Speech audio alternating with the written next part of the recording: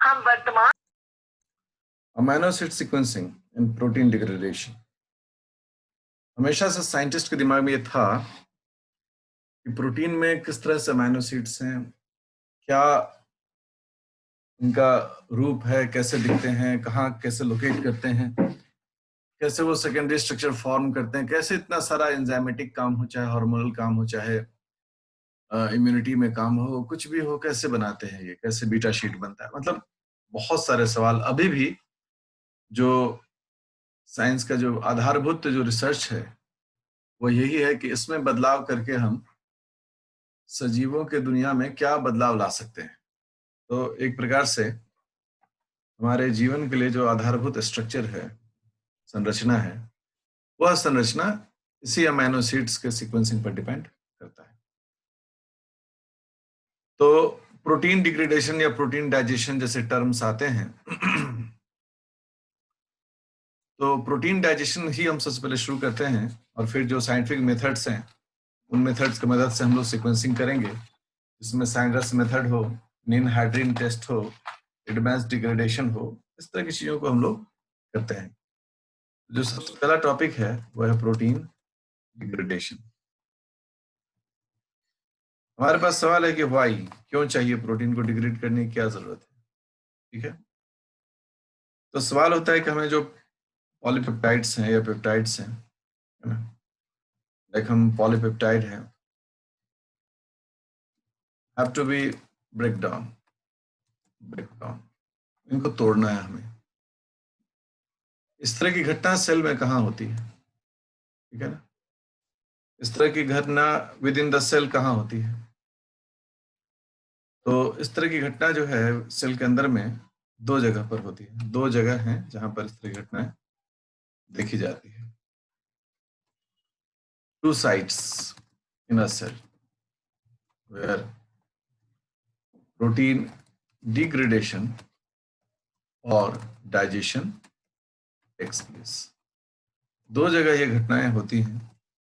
एक तो है लाइसोसोम और हाइड्रोलाइटिक एंजाइम्स कंटेनिंग वेसिकल्स। ठीक है, और जो दूसरा जगह है वो दूसरा जगह है साइटोसोल। इन दोनों जगहों पर प्रोटीन डिग्रेडेशन जो है वह देखा जाता है। तो लाइसोसोम में जो डिग्रेडेशन होता है वो होता है lysosomal hydrolytic enzymes at acidic pH. वहां जो है वो लाइसोसोमल हाइड्रोलाइटिक एंजाइम्स होते हैं जो एसिडिक पीएच पर काम करते हैं। और जो दूसरा जगह है इन साइटोसोल में, ठीक है ना, साइटोसोल में वहां पर प्रोटियाजोम्स जैसे प्रोटियाजोमल एक्टिविटीज जो है वो ऑब्जर्व किए जाते हैं वहां पर प्रोटीन को डाइजेस्ट करने के लिए। तो इस तरह से हमारे दिमाग में आता है कि एक प्रोटीन डिग्रेडेशन या प्रोटीन डाइजेशन एक ही चीज है, ठीक है ना। बट डाइजेशन का जो टर्म है और डिग्रेडेशन का टर्म है उसमें एक बस बहुत बेसिक फर्क है कि डाइजेशन जो है वह एक मेटाबॉलिक वर्ड हम लोग कहते हैं, स्पेशली यूज करते हैं, जो कि भोजन से संबंधित है, भोजन में जो प्रोटीन्स है। लेकिन प्रोटीन डिग्रेडेशन वाइडर रेंज में यूज होता है। कुछ भी जो डाइजेशन वो भी प्रोटीन डिग्रेडेशन है, करेक्ट, चाहे उसका पर्पस भोजन के लिए हो वा ना हो। तो इस प्रकार से हम इन चीजों को एक समझ डेवलप करते हैं कि ऐसा होता है।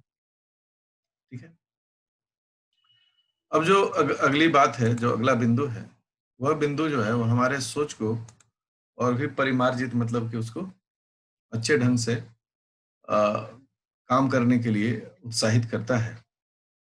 वो होता है कि एक्स्ट्रा साइटोसोलिक एक्स्ट्रा मतलब एक्स्ट्रा सेलर बोले, extra cellular digestion of proteins. अगर एक्स्ट्रा सेलुलर डाइजेशन की बात करते हैं तो होता है सेल के बाहर कहां पर होगा। तो सेल के बाहर ये एक डाइजेस्टिव ट्रैक्ट में हो सकता है, इन डाइजेस्टिव ट्रैक्ट और गट और ल्यूमेन, जिसे हम लोग खाना पचाते हैं, जिसे एक्स्ट्रा सेलुलर डाइजेशन भी कहा जाता है। एक्स्ट्रा सेलुलर डाइजेशन हम लोग जो है वो क्या करते हैं, एक्स्ट्रा सेलुलर डाइजेशन करते हैं पहले, और बाद में फिर इंट्रा सेलुलर डाइजेशन होता है। और दूसरा जो है एक्स्ट्रा सेलुलर डाइजेशन, वो होता है ऑन सरफेस, सरफेस पर, जो सरफेस ऑफ द सेल, जो सेल का सतह है वहां पर होना है। और इसमें हम लोग देखते हैं, इस एग्जांपल आप लोग देखिए, टीचर प्लांट। टीचर प्लांट में क्या होता है कि जो प्लांट है उसके एक्स्ट्रा सेलुलर सरफेस पर ही वो डाइजेस्ट होता है। उस पर जैसे कीड़ा गिरता है ना, ये पिचर प्लांट है, आप सब जानते होंगे, पढ़े होंगे, है ना। और ये इसका लीड है, और ये सरफेस है जहां पर कुछ कुछ उसके लिए मतलब कीमो अट्रैक्टेंट ऑफ इंसेक्ट्स यहाँ मौजूद होता है। अगर कोई इंसेक्ट्स यहाँ गिर गया, इसी सरफेस पर इसी कीमो अट्रैक्टेंट में डाइजेस्टिव एंजाइम सिक्रीट करके वो इसको पूरी तरह से डाइजेस्ट कर लेते हैं। यह भी एक तरह का प्रोटीन यहाँ अगर है तो उसका डिग्रेडेशन वो कर रहेगा। तो प्रोटीन डिग्रेडेशन का एक स्वरूप जो है सबसे पहला, वह हमें देखने का मौका मिला। अब सवाल होता है कि प्रोटीन डिग्रेडेशन क्यों होना चाहिए, है ना। Why protein degradation is important. क्यों इंपॉर्टेंट है प्रोटीन डिग्रेडेशन, क्यों इंपॉर्टेंट है, ठीक है। यह तो आवश्यक बात है कि हम जाने इसके बारे में। प्रोटीन डिग्रेडेशन क्यों आवश्यक है, ठीक है, क्यों करना है प्रोटीन डिग्रेडेशन। तो इसका उत्तर है कि हम प्रोटीन जो है वही सोर्स है अमीनो एसिड्स का। अगर सामान्य रूप से देखें तो वही सोर्स है अमीनो एसिड का या फिर अमीनो ग्रुप का। तो it is source of amino acids.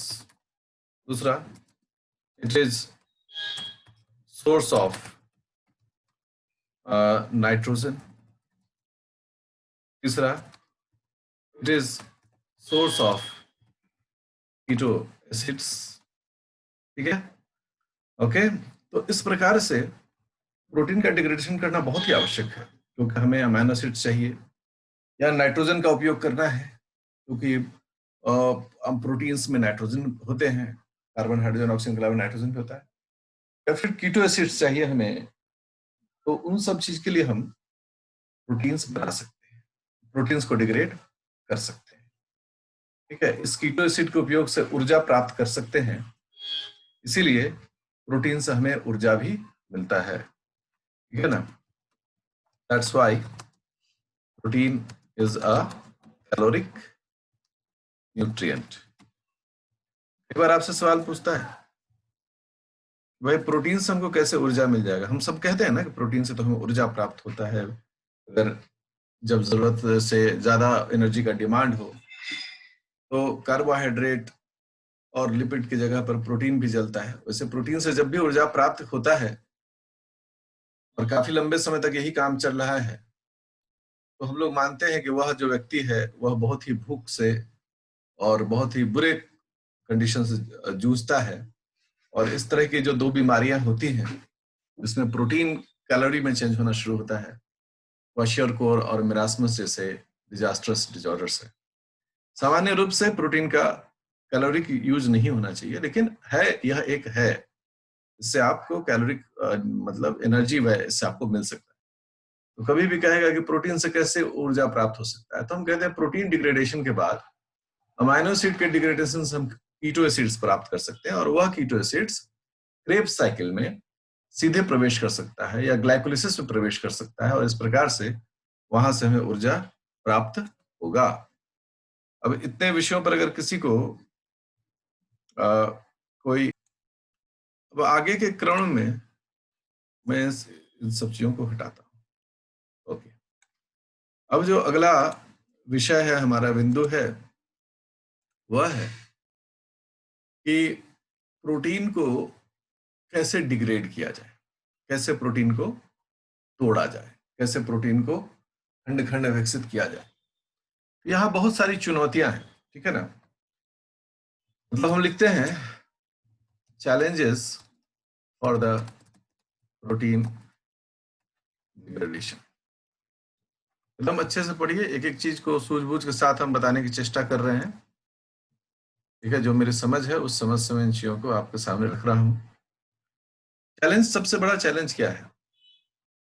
सबसे बड़ा चैलेंज है post translational modifications in the side chain of amino acid residues. अब जैसे मैंने रेसिड्यूज कह दिया ना, यह स्पष्ट हो गया आपकी, यह एक पेप्टाइड पॉलीपेप्टाइड का हिस्सा है। पोस्ट ट्रांसलेशनल मॉडिफिकेशंस है ना। पोस्ट ट्रांसलेशनल मॉडिफिकेशंस का अर्थ क्या? इसका अर्थ है कि जो अमाइनो एसिड है उसमें उसके साइड चेन पर कुछ ऐसे गुणात्मक परिवर्तन कर दें, जैसे कि आप लोग सब लोग पढ़ते होंगे। एक मैं उदाहरण के लिए एक विषय को रखता हूं यहां पर, और आपके सबके दिमाग में ये बात तुरंत आ जाएगा। क्या आ जाएगा? कि फॉर्माइलेशन ऑफ, फॉर्माइलेशन किसका? हम लोग कहते हैं formylation of N terminal of methionine during the bacterial translation process. यह घटना सबको याद होगा कि बैक्टीरियल ट्रांसलेशन जब शुरू होता है तो उसके शुरू होने में जो सबसे पहला अमाइनो एसिड जुड़ता है वो तो मेथियोनिन ही जुड़ेगा। उस मेथियोनिन में क्या होता है? उस मेथियोनिन के एन टर्मिनल पर देखिए, यह उसका एन टर्मिनल है ना। और हम क्यों कहते हैं कि जो स्ट्रक्चर मैंने पढ़ाया सिखाया आपको वह आपके दिमाग में स्वतः होना चाहिए, तो उसके पीछे यही बहुत बड़ा मकसद है कि आप मेथियोनिन का स्ट्रक्चर बना सकें। सामान्यतः जो परिवर्तन होता है पोस्ट ट्रांसलेशनल मॉडिफिकेशन, वह इसी साइड चेन में होता है, ठीक है ना। किंतु सबसे पहला अमाइनो एसिड जो है वो मेथियोनिन है, और इसका जो यह हिस्सा है जिसे हम लोग एन टर्मिनल कह रहे हैं, यह एक रिएक्टिव हिस्सा है। और बैक्टीरिया क्या चाहता है कि इसमें हम बदलाव करें ताकि यहां पर कोई रिएक्शन ना हो, तो वह इसको फॉर्माइलेटेड करता है।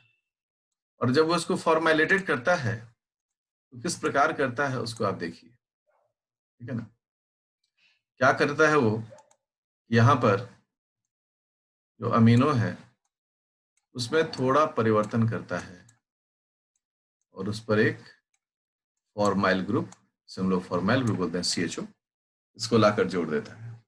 यह जो घटना है, यह घटना निश्चय ही पोस्ट ट्रांसलेशनल मॉडिफिकेशन का हिस्सा है। करेक्ट?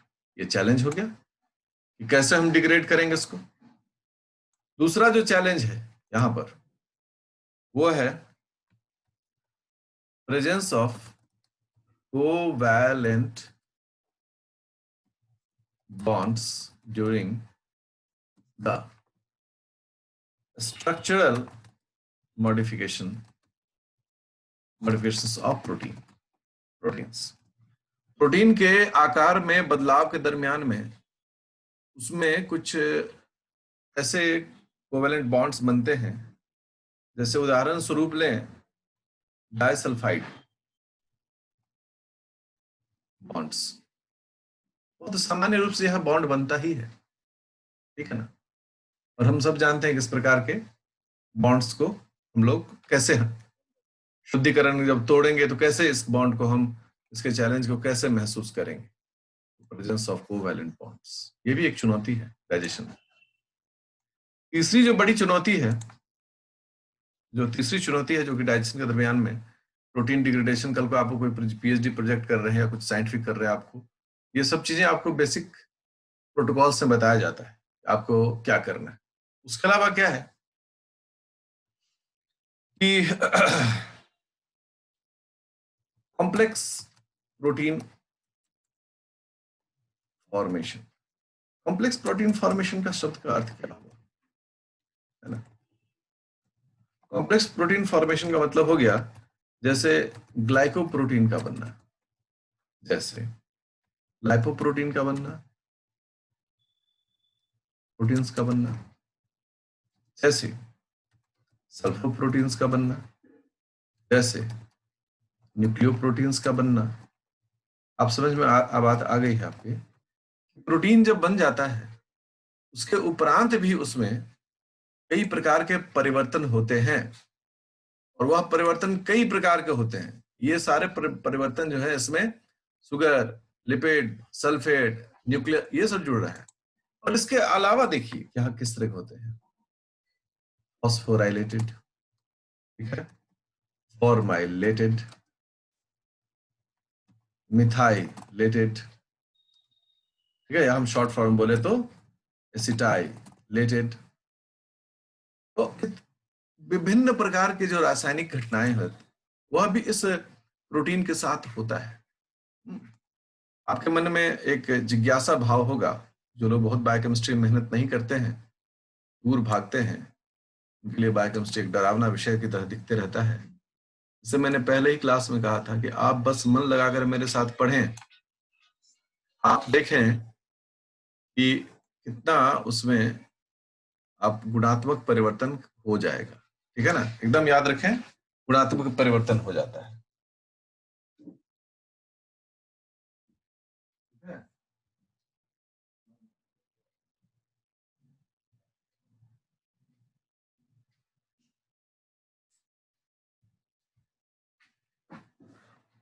अब यह एक श्रृंखला है जहां पर हम लोग क्या बनाते हैं, अमाइनो एसिड्स बनाते हैं। ये हमारा एन टर्मिनल है, यहाँ हमारा आर ग्रुप है, फिर हमारा यहाँ कार्बोक्सिलेट पेप्टाइड बॉन्ड हो गया, ये नाइट्रोजन और उसके साथ हाइड्रोजन है, ओके, और यहाँ R2 हो गया। कुछ भी है, आप इन सब चीज़ों का अभ्यास सब लोगों ने अगर किया है तो आपको बहुत आनंद आएगा, और आपको लगेगा कि यह जो जटिल आकार बना रहता है किताबों में, उसको तो मैं आसानी से सीख रहा हूँ। तो आप प्लीज जरूर मेरे बातों का, यदि मैं कहूँ अभ्यास करो तो करो। आप सब लोग बड़े हैं, दाढ़ी मूंछ वाले लोग हैं, फिर भी मेरा मानना है कि जो मैं कहता हूँ सीखें उसको, ओके। अब इस तरह की जब चीजें घटनाएं होती हैं तो इसमें आप गौर करेंगे कि ये जो है, अभी पढ़ेंगे भी आप प्राइमरी स्ट्रक्चर प्रोटीन, ये स्ट्रक्चर, ये तो फिक्स स्ट्रक्चर, ये तो एक लीनियर सीक्वेंस है इसका, पेप्टाइड बॉन्ड का ये प्रोसेस हम लोग उसको कहते हैं, ये पेप्टाइड बॉन्ड का प्रोसेस हो गया, और ये लीनियर है। अब आपके पास जो बाहर है वो कौन कौन सा चीज है बाहर में, ये आर ग्रुप है, ठीक है, दूसरा यह हाइड्रोजन है, तीसरा यह कार्बोनाइल का ऑक्सीजन है। यही तीन चीज आपके बाहर एक्सपोज रहता है। आप कहीं भी जाके देखें, देखें यहाँ कार्बोनाइल है, उससे पहले क्या है, उससे पहले हाइड्रोजन है, उससे पहले क्या है, उससे पहले R2 है, मतलब यही इसी की श्रृंखला चलते रहती है। तो इन सब जगहों पर कई प्रकार के रिएक्शंस देखे जाते हैं, है ना। अगर सपोज करो इस R2 को मैं बदलता हूं, मैं इसमें बदलाव लाता हूं, मैंने ये बदल दिया, मैंने कहा यह सेरीन है, तो सेरीन है तो अब इसको करते हैं, ठीक है, थोड़ा सा हम एंगल देते हैं, वहां CH2 हो जाएगा, और ये हो गया OH। अब मैं कहा कि इस सेरीन पर, ये सेरीन है, ठीक है ना, यहाँ पर CH2 है। अब इस सेरीन पर फॉस्फेट जुड़ गया, तो फॉस्फेट जुड़ सकता है, इस हाइड्रोजन को हटा देते हैं और आप देखें कैसे रिएक्शंस होता है। अब यहाँ ऑक्सीजन है और इससे जुड़ा हुआ है फॉस्फेट, ओके, ये फॉस्फेट जुड़ गया। आप ये समझें कि प्रोटीन डिग्रेडेशन के वक्त में तो चैलेंज हो गया, क्योंकि अब जो है आपका यह अमीनो एसिड सेरीन कहाँ है, अब ये तो एक फॉस्फोराइलेटेड रेसिड्यू है। ये जो चैलेंजेस हैं, इस चैलेंज से कैसे पार पाया जाए, क्योंकि आपको टूल्स एंड टेक्निक्स भी पढ़ाएंगे हम, इसमें जो प्रोसेसेस हैं वो भी पढ़ाएंगे, और उन प्रोसेसेस में जो घटनाएं होती हैं उसकी सोच जो है वो आपको यहीं से विकसित होगा।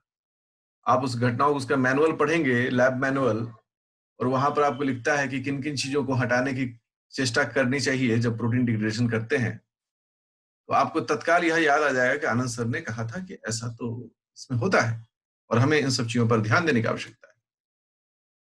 अब किसी को अगर सवाल, यह इस प्रकार से ये चैलेंजेस हो गए। अब हमें इन चैलेंजेस से पार पाना है भाई।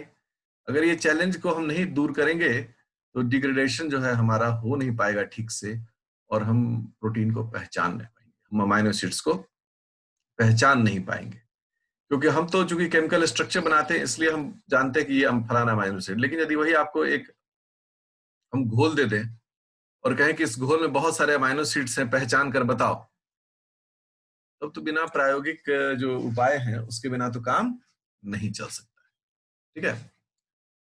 तो इस प्रकार से इन सब चीजों पर हम लोग ध्यान देने की कोशिश करते हैं कि कैसे डिग्रेडेशन को हम लोग को करना है। अब जब यह डिग्रेडेशन की बात आती है तो दो प्रकार का डिग्रेडेशन जो है हम लोग देखते हैं, ठीक है ना। मेथड्स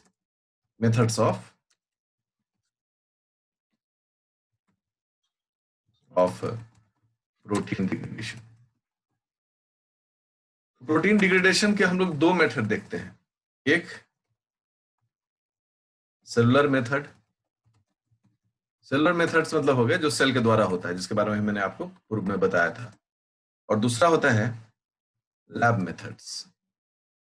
लैब मेथड जिसमें हम प्रयोगशाला के अंदर में मीडियम बनाकर उसमें हम प्रोटीन को डाइजेस्ट करते हैं। जो सेल है वह इन सीटू है ना, इन सीटू है। ये इन सीटू मतलब जो ओरिजिनल प्लेस जहां होता है वो है, और यह जो है वह एक्स सीटू है, मतलब यह आर्टिफिशियल मीडियम है। तो इन दोनों मेथड्स पर हम चर्चा करेंगे और इन दोनों मेथड्स पर हम लोग विस्तार से जानकारी लेंगे कैसे ये काम होता है, ठीक है। किसी भी प्रोटीन डिग्रेडेशन में सबसे पहला स्टेप होता है स्टेप 1। वह स्टेप 1 होता है फ्रैगमेंटेशन ऑफ लार्ज पेप्टाइड। सबसे पहला काम है हम टुकड़ों में उसको, बड़े टुकड़े होते हैं ना, बड़े टुकड़ों की जरूरत नहीं, हमें उसे छोटे छोटे टुकड़ों में बदलने की जरूरत होती है। पहला भी होता है ना। हम लोग चबाते क्यों हैं भोजन? हम लोग भोजन इसलिए चबाते हैं क्योंकि हम भोजन को छोटे छोटे टुकड़ों में बदलते हैं ताकि उस पर एंजाइम का काम आसानी से हो सके और बहुत तेजी से भोजन का पाचन हो और स्वस्थ रहे। इसलिए चबा चबा कर भोजन करना बहुत जरूरी है, और नियमानुकूल भोजन के समय मोबाइल से दूर रहें, बातचीत कम करें, भोजन को अच्छे समय से अच्छे तरीके से चबाएं, क्योंकि ये बेसिक रूल्स है, इन सीटू रूल है, सेलुलर मेथड्स है डाइजेशन का। तो fragmentation of the large peptide बहुत ही जरूरी और पहला स्टेप है। तो हम लोग ज्यादातर बात अभी तो थोड़ा सा लैब के बेसिस पर ही करते हैं। अगर कोई बड़ा सा एक पॉलीपेप्टाइड चेन दिया हुआ है ना, ये से एकदम चेन दिया हुआ है पॉलीपेप्टाइड चेन, भाई देखो, और हमें कोई कह रहा है कि इसको आप फ्रैगमेंटेड करिए, इसको आप तोड़िए, इसको आप इसमें से आप निकालिए, अमाइनो एसिड्स का सीक्वेंसिंग करिए, तो देखने में तो बहुत आसान लगता है, कहेंगे हाँ ये तो बहुत आसान है, ऐसे टुकड़े टुकड़े हम तोड़ दें, लेकिन वही विधि प्रयोगशालाओं में होता है, तो फिर हमें बहुत ध्यान देने की आवश्यकता होती है, और उस वक्त हम लोग बहुत सारे एंजाइम्स का भी उपयोग करते हैं। तो जो एंजाइम्स का उपयोग करते हैं, यह एंजाइम्स जो है, मतलब यहाँ पर यूज ऑफ प्रोटीएजेस, ये वर्ग है एंजाइम का, ठीक है ना, जो कि हाइड्रोलेजेस है, हाइड्रोलेजेस। लेजेस हैं, पानी के उपस्थिति में यह कोवैलेंट बॉन्ड को तोड़ते हैं। यूज ऑफ प्रोटीएजेस हमें चाहिए यहाँ पर, इसके बिना यह हम फ्रैगमेंटेशन या डाइजेशन का प्रोसेस करना हमारे लिए कठिन काम होगा। तो जो प्रोटीएज का यूज करेंगे, यह प्रोटीएज कौन कौन से हैं? अगर हम लोग अपने उदाहरण स्वरूप अगर अपने डाइजेस्टिव सिस्टम में देखें तो प्रोटीएज का कई सारा रूप जो है हमको दिखता है, जैसे कि पेप्सिन सबसे पॉपुलर है, पेप्सिन, ठीक है। दूसरा है ट्रिप्सिन, तीसरा है हिमोट्रिप्सिन, चौथा है प्रोकार्बोक्सी पेप्टिडेस, पांचवा है डाई पेप्टिडेस। मतलब इस तरह का वर्ग है, इस तरह का क्या है, एक वर्ग है जहां पर विभिन्न प्रकार के डाइजेस्टिव एंजाइम जो हैं वो वहां पर मौजूद है। और ये ग्रुप है, ये सभी क्या है, बड़े बड़े ग्रुप हैं, इनके अंदर में कई छोटी छोटी जो टाइप होती है वो मिलते हैं। जैसे पेप्सिन है, इसको लोग दूसरे में शब्दों में बोलते हैं गैस्ट्रिक प्रोटीएज, ठीक है, ऐसे भी इसको बोला जाता है। जैसे ट्रिप्सिन है, इसको दूसरे वर्ड में बोला जाता है पैंक्रियाटिक प्रोटीएज, क्योंकि ये सब तो पुराना नाम है ना, पुराने समय में तो लोग ऐसे ही करके इसको प्रोटीन मानते थे, तो इन कर लिख देते थे। देख रहे हैं लास्ट मैंने पेप्सिन IN, इन में प्रोटीन हो गया। लेकिन जब इसको मतलब उस क्लासिफिकेशन में डाला गया, जब यह एंजाइम हुआ तो नाम में बदलाव हुआ। अब ये वो सारे हैं जो हमारे सेल के अंदर में हमारे पास डाइजेस्टिव एंजाइम के रूप में मिलते हैं और अपना काम ये अंजाम देते हैं। अब बहुत ही रोचक होगा इनके बारे में जानना, ये किस प्रकार से प्रोटीन को डिग्रेड करते हैं, क्या इनका सिद्धांत है, क्या इनका रूल है।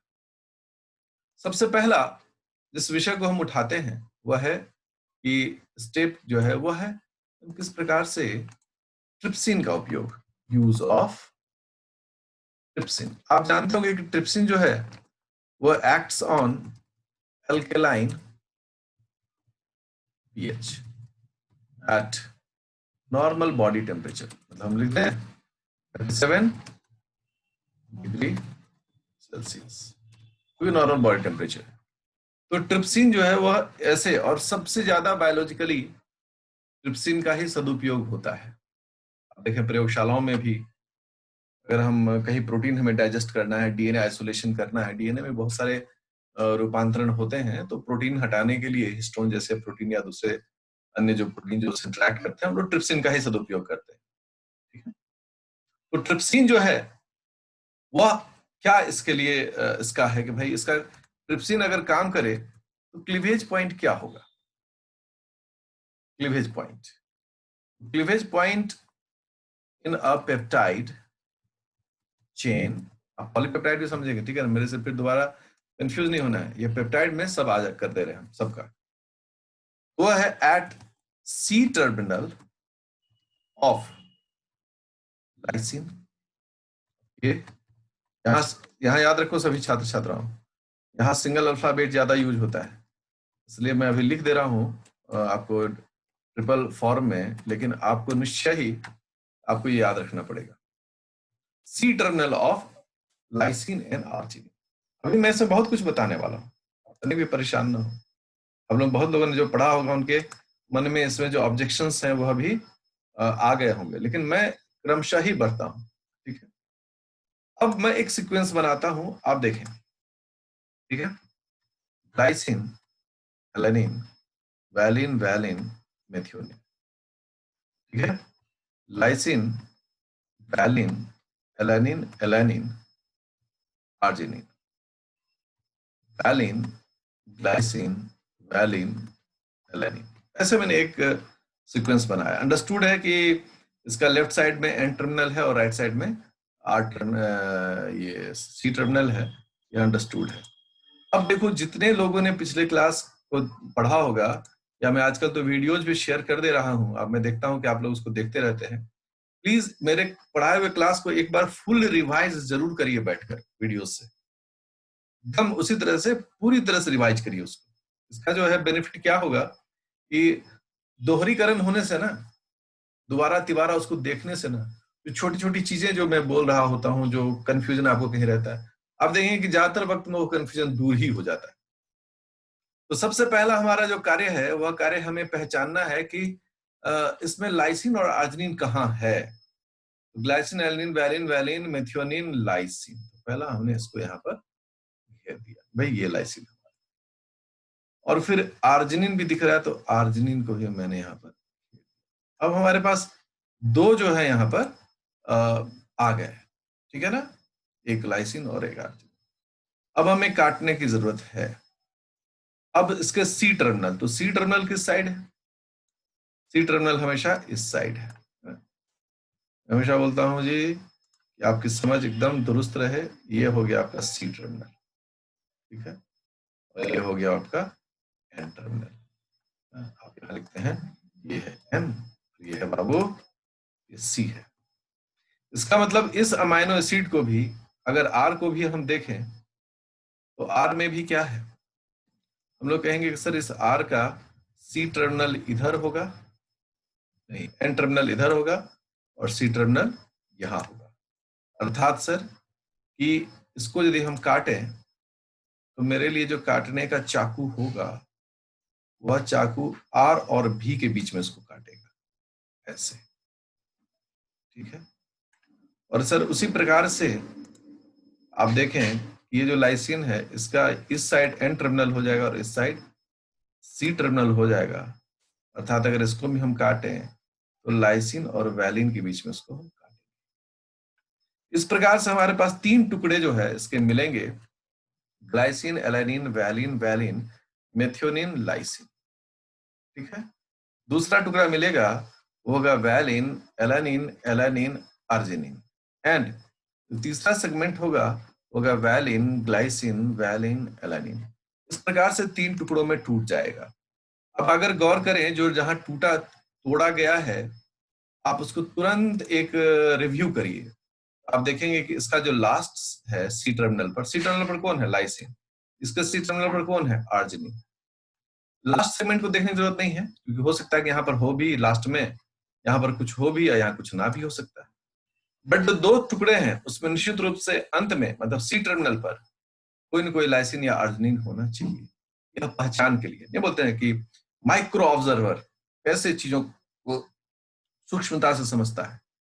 तो हमारे पास जब इस तरह का सवाल आएगा, तो पहले तो हम सेगमेंट देखकर पहचान लेंगे कौन उचित है इसका। यह एक बेसिक, एक फंडामेंटल एक्शन है किसका? ट्रिप्सिन का, ठीक है ना। और अब यहां पर बातें आती हैं क्या, क्या हर हाल में यह ट्रिप्सिन सब चीजों को काट देगा? फिर यहां पर मुद्दा उठता है ऑब्जेक्शंस का, और यहां पर आता है कि हम ऑब्जेक्शंस को भी ध्यान में रखकर काम करेंगे।